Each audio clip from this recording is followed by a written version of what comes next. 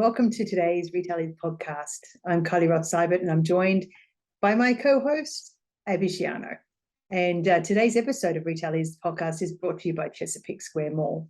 Chesapeake Square is located in the Western Branch community of Chesapeake in the Hampton Roads metro or metropolitan area. The mall has approximately 40 stores, anchors, and several eateries in the food court as well. So you can visit chesapeakesquare.com to see what it all has to offer. So thank you, Chesapeake, for sponsoring today. And today's guest, very happy to say, is Jason Williams of EOS Worldwide. So welcome, Jason, to the show. Thank you. Happy to be here. So I think we just start off, it might be easier for you to sort of explain rather than us what you do, a little bit about yourself, the business that you belong with. Okay. So what I do is I bring a set of simple tools to CEOs and leadership teams to teach them or make them stronger in three areas that we call vision, traction, and healthy. Vision in terms of where you're going and how you're going to get there. Organizations tend to get a little confused on exactly why the organization is there and where they're headed. And then traction in terms of instilling discipline and accountability inside the entire organization, so that when the owners, leadership walk around through the organization, when they see people working, they know that they're executing on that vision and not just working for no reason or working to work. And then finally, probably the area that's least attended to is healthy. And a lot of companies are really good at being smart, which is doing the business day to day. But they tend to forget being healthy. And what we found is if we focus on the leadership team getting healthy, cohesive, on the same page and actually having fun doing what they're doing, it'll trickle down through the rest of the organization. Okay. So that's a summary of what we do, working on strengthening 6 key components of businesses. But that gives you at least a starting point. Yeah. And this in your sort of, do you have a territory? You like a rep, or do you sort of just have clients everywhere? Nope, Is it kind of like, national? so like the title says, it's EOS Worldwide. Yeah. And I actually think it was really cool when Gino Wickman started this organization and starting putting people in place. There's about 500 of me now across the world, but we have no territory. So I can work literally anywhere in the world. From anywhere in the world. So it's really fun, because if I've got a client or I know somebody out in LA, I'm more than welcome to go out and handle that client. Oh, that's great. So how do you find, is it like word of mouth, referrals? How do you find your clients? It can be a combination of ways. So EOS Worldwide has existed for, gosh, I don't know. I haven't actually said that before. I want to say around 15 years, 20 years. It's not an old organization. It's relatively new. Gino, 15 years, it's not a bad number either. Yeah, well, we've now implemented this system, the EOS system, into 15,000 companies, so worldwide. And so it's not new. It's a proven system. We know that it works. But yeah, I can't remember where I was going there, but yeah, it's worldwide at this point. Yeah. Okay. So tell us a little bit, like in terms of the process of, you meet someone, how do you start? How do you go through? Is it cookie cutter templates? Like, what is it? How do you do this whole thing? So it's not cookie cutter templates, but it is a system. And so the way that I describe it, and then I'll get right to your question. The way that I describe it to people is, if you purchase a Chick-fil-A franchise, if you jump into a Chick-fil-A franchise, they're going to hand you a book, and it's the How to Do Chick-fil-A book. It tells you how to cook the chicken, how to prep the meals, exactly how to hand it out the window, how to do your drive-through process. The thing is entrepreneurs don't get that book. So most of us, I've owned 6 companies over the course of my life, and run a nonprofit for about 5 or 6 years. So we just kind of go, okay, we don't know how to do this. We're going to try to figure it out. So a lot of times it's a technician, like an HVAC guy goes, well, lots of people want to hire me. I'll hire someone else and I'll create a business. So EOS gives them the structure for that. So it is a system, but within the system, there's a ton of flexibility. So the way that we would start with a client is I would meet someone who's interested, who's heard of EOS, and we always start free. So we would start with a 90-minute meeting. We actually very creatively call it the 90-minute meeting. And I'm going to go over the 6 components of business and kind of give them some free tools on how they can improve those 6 components. And really, it's a journey of getting everyone that I work with 100% strong in those 6 key components. So we start free. We start with a 90-minute meeting. If they want to work with me at that point, great. If they want to self-implement, we have tools for that. Or if they want to just read the book and go it on their own, that's also an option. Not a recommended one, but some people do try to just kind of swing at it and do it on their own, which is actually what I did 4 years ago, 3.5 years ago in my 2 companies. I just kind of read the book and tried really hard. So That's interesting. kind of like buying a Lamborghini and putting it in first gear and never getting into any of the other gears. That's what that's like. So tell us then, going back to those 2 companies, did they succeed, or is that why now you're at this company? No, I'm actually sitting in the office of one of them. So I own a high-end photography company based in Norfolk. And I've got a great team here that works with me. It's very quiet in the office today because we work a 4-day schedule. But yes, it's grown leaps and bounds since we implemented EOS. And then the other company was actually on the other side of photography, is a volume photography company that competes for school contracts. And I sold that July 1st so that I could focus on coaching and working with other businesses. Okay. So do you use the high-end photography as like an example of a success of the Yeah, like I said, we've implemented into 15,000 companies with an average increase in revenue of 18%. So we have thousands of illustrations in specific industries that we can give people. I've kept this company more because it reminds me of what it's like to be a business owner still, of having the challenges of staffing, of, redirecting a team member, finding a new team member, letting a team member go. It reminds me of what it's like to be a business owner, so I don't get completely disconnected. Right. Sometimes they say if you can't play, you coach. And I want to make sure I keep playing while I'm coaching. And so at least for now, this is what I'm going to do. The coaching consulting is taking off. And so I don't know how much longer I'll be able to do both. But if I really fully implement EOS, it does allow you to be free from your business and not have to be here on the day-to-day. So I'm here about 1 day a week right now. Okay. So is EOS more catered towards a new business, or can it kind of be implemented for any business no matter how long they've existed? So our target market, the answer is it's actually not targeted towards a new business. It's targeted towards existing businesses with leadership teams. So our target market is 10 to 250 employees, usually with $1 million or more in revenue. So it is, I say larger companies, that's still considered a small business, even at $1 million. But at $1 million, they're also in the top 4% in the country. Only about 4% of all businesses ever breach that $1 million mark. But where we really shine is with leadership teams and getting those leadership teams on the same page. But we do work with organizations from 2 to 1,000. So that's kind of our range. Once we get past that, past the 1,000 mark, we found that that's really just not going to be target market. And also it's a little bit more difficult for companies if you're only doing $250,000 or $500,000. What implementers charge seems a little bit more insurmountable versus a company that's doing $1 million or more. It's much more affordable for them to bring someone like myself in and work with them over the course of a couple of years. Right. I can imagine. But so going back then, I would like to just hear a little bit about your career journey. So you just talked about your recent and the what you just sold, but going back a little bit, do you feel like you've always had like an entrepreneurial spirit? How did you start your career?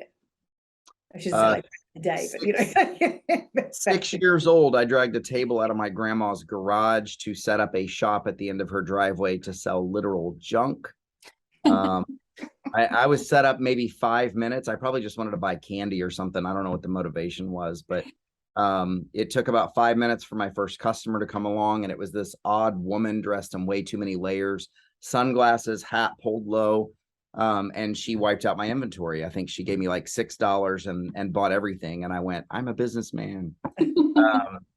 The funny thing was, it must have been maybe 10 years later.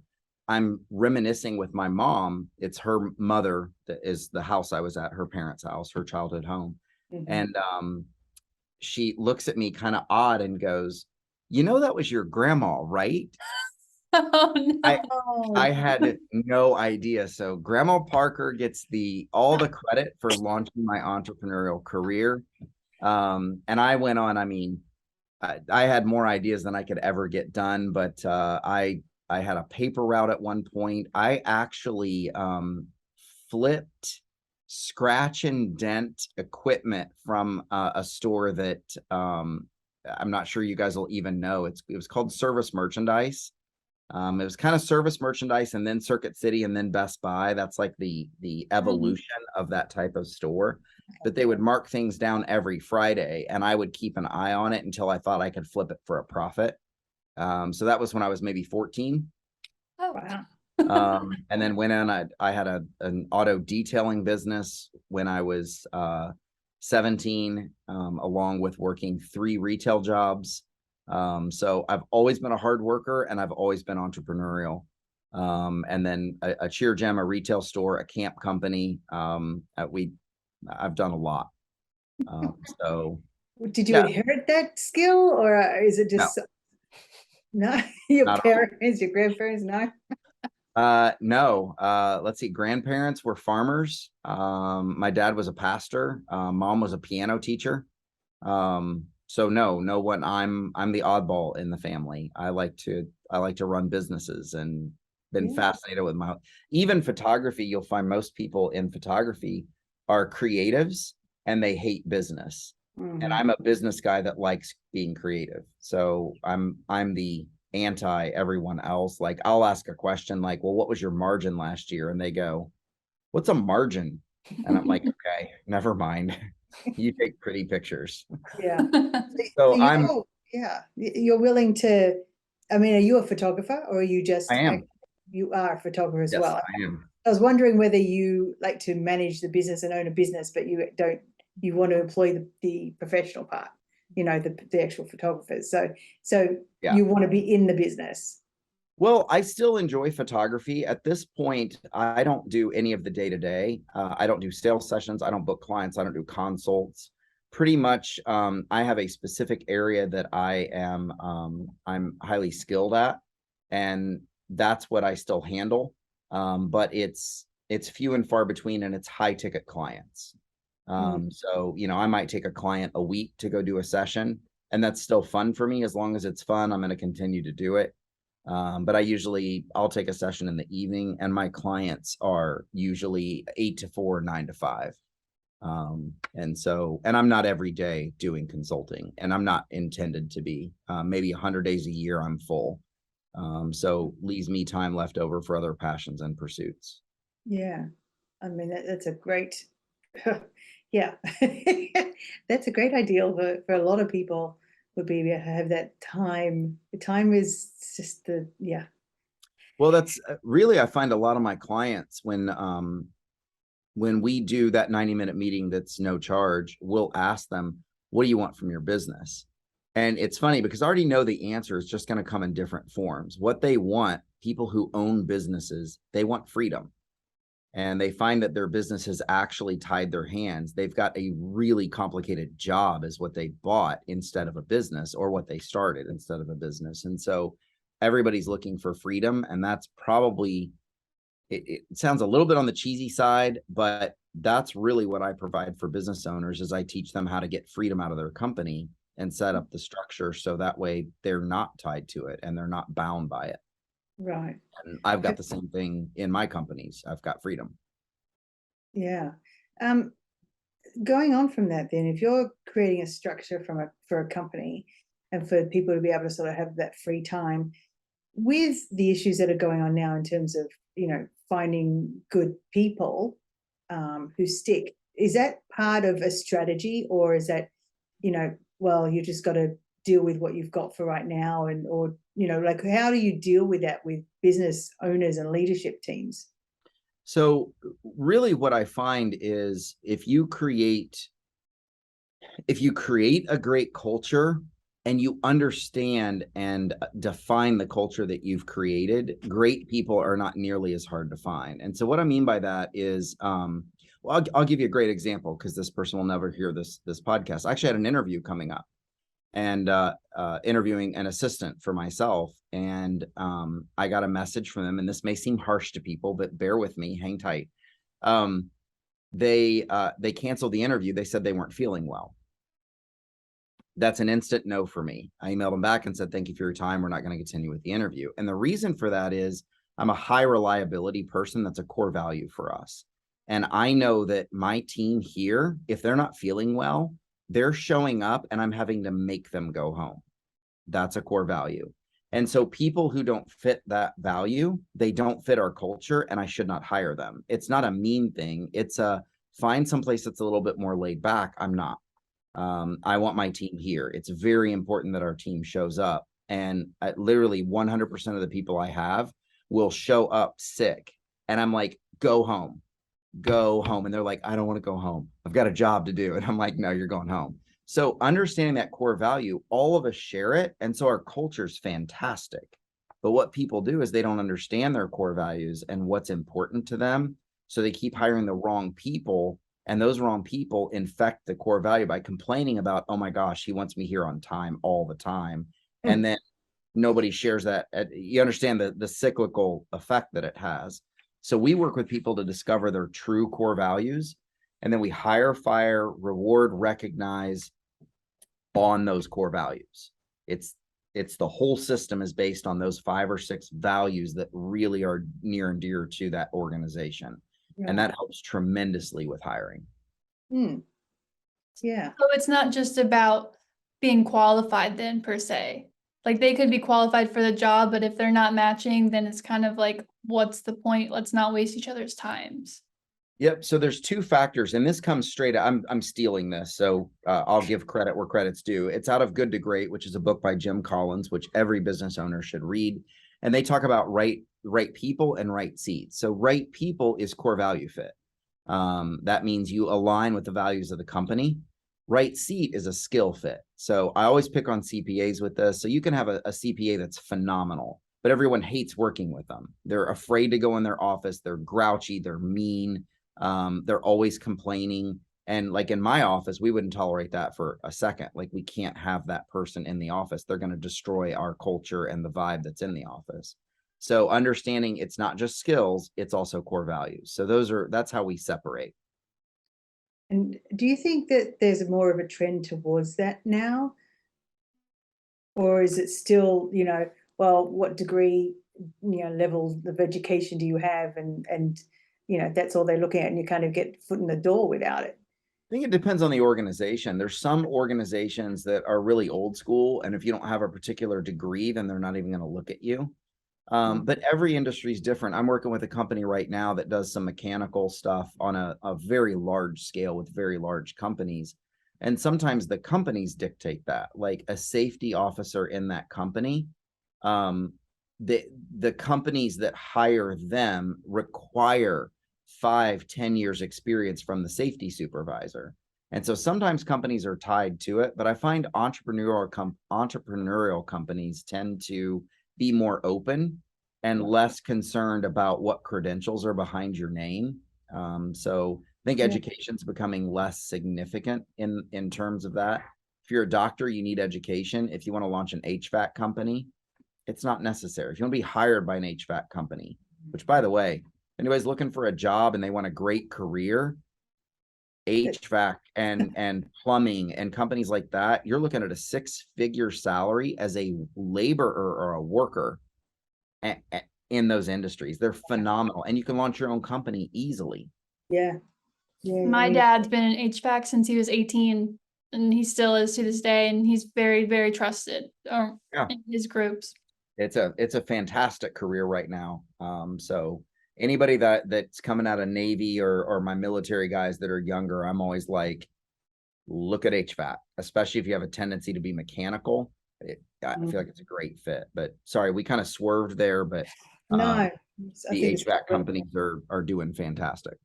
yeah, absolutely. So when you go into a company, what is the biggest hurdle for them to get on board with you guys and to get on board, I suppose, with the system?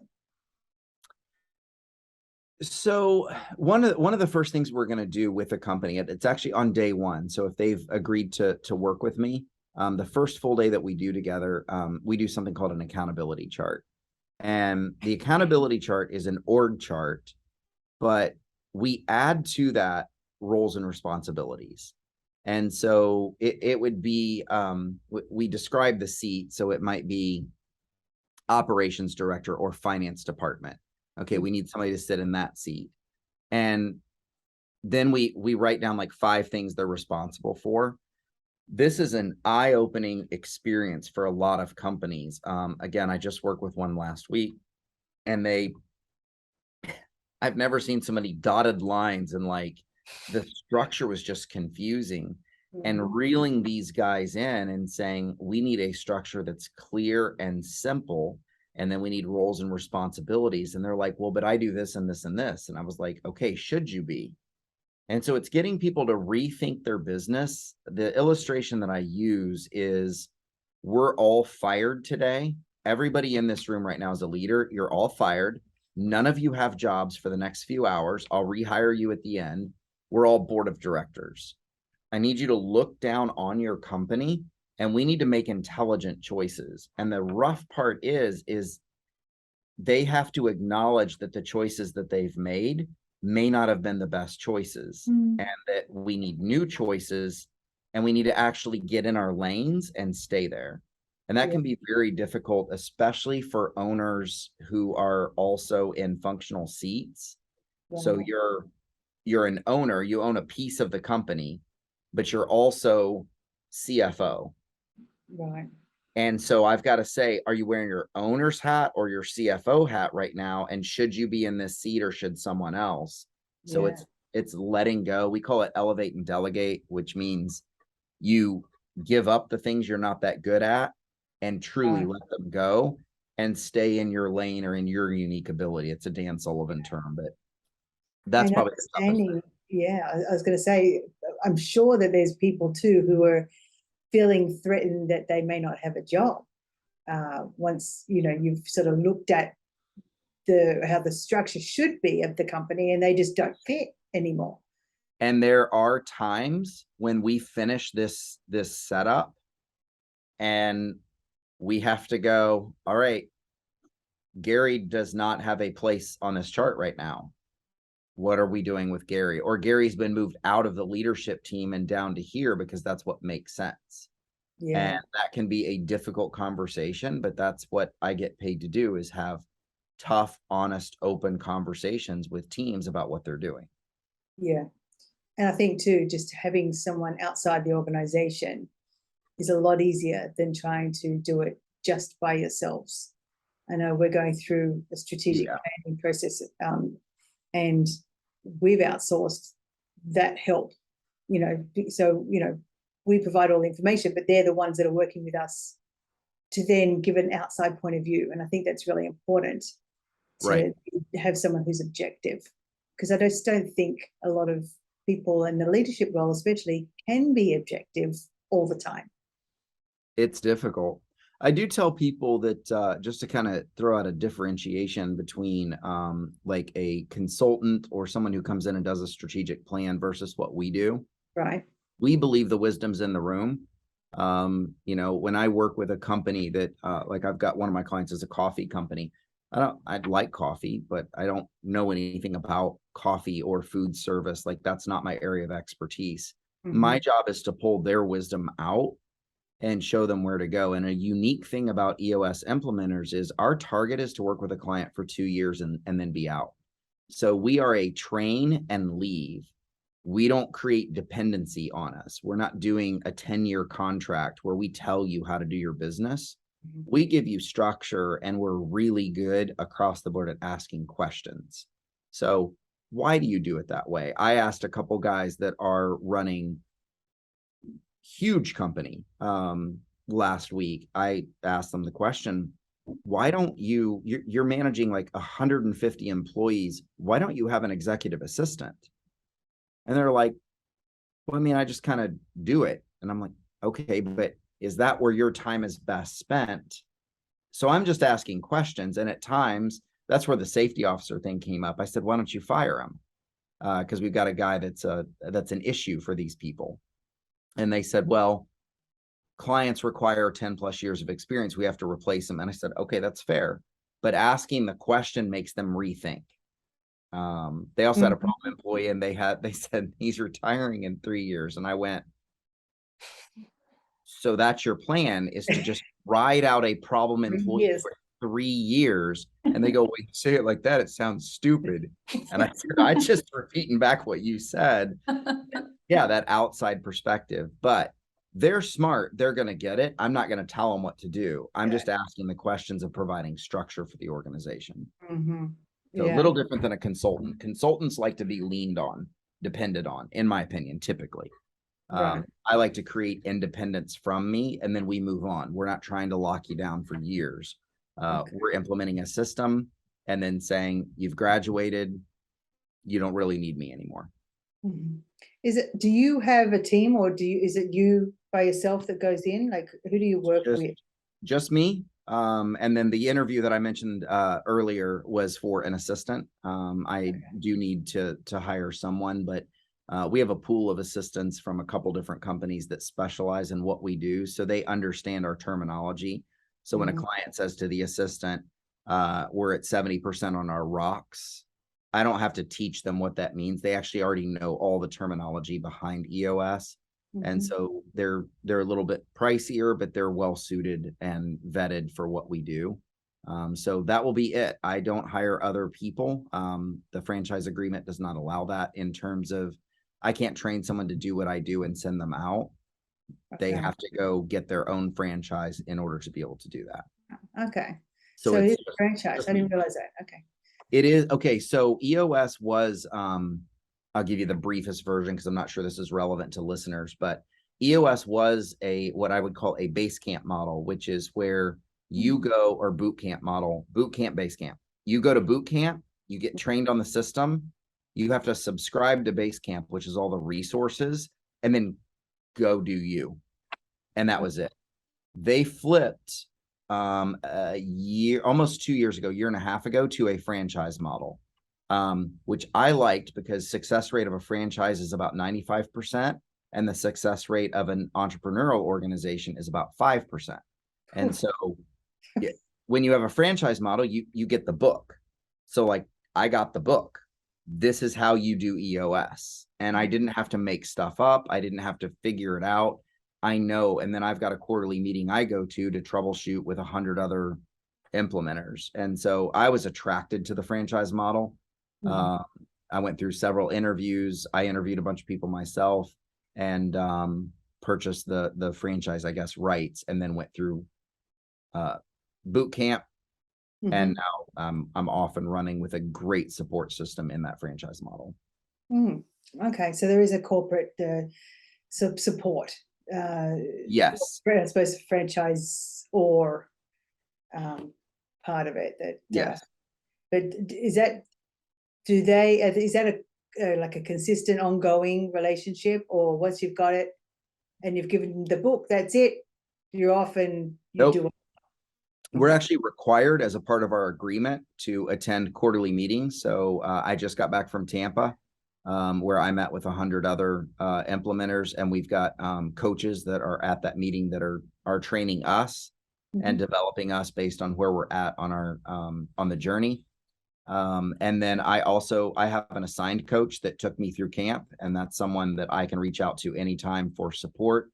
I also I was just on the phone this morning going over a brand new personality assessment tool that's been put out and how that could affect our teams and how we work with teams. So we are in constant nonstop development. That's good. I've got a support line, and you asked earlier, how do I get clients? We do have a warm leads team. So when people call the corporation EOS, if they read the book and they go, I want somebody to help me with this, they have a number they can call, and then they reach out to the right person in the right location for that client and connect us to them. Well, that's good to have too. Yeah. So yeah, that doesn't provide a ton. You can't build your business like that. Like you can't find all your clients like that. No. I think in the year I've been with them, I'm the only one in Hampton Roads that does what I do.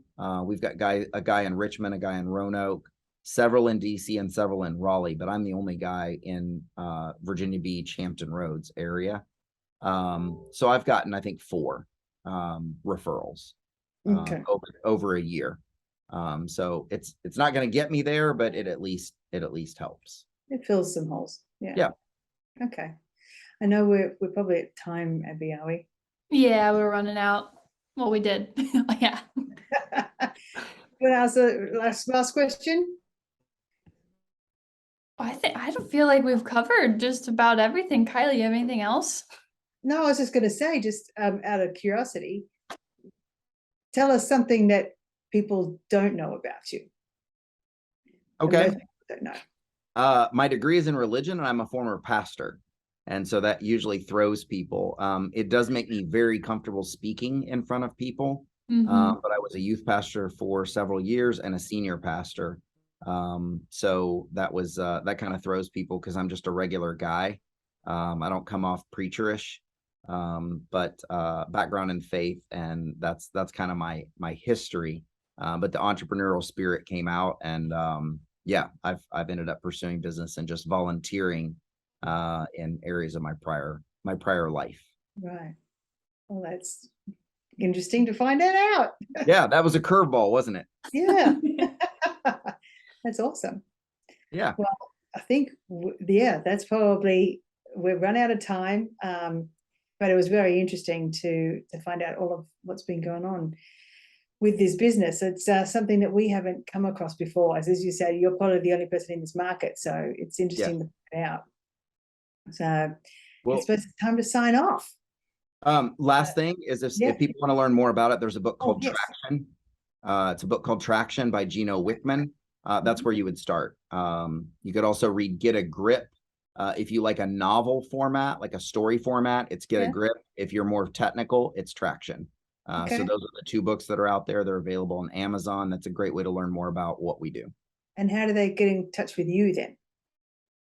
They can go to eosworldwide.com and search for Jason Williams through our directory, or they can call 572-7325. Sorry, 757-572-7325 is my number.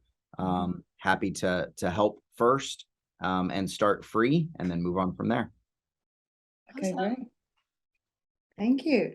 All right, thanks for having me. Yeah, we've been listening to the Retailers Podcast. So if you've enjoyed what you've heard, you can find more at retailalliance.com/retail-is-podcast, or search YouTube for Retail Alliance. And I'm Kylie Ross-Seibert. And I'm Abby Cheyenne. Thanks for listening.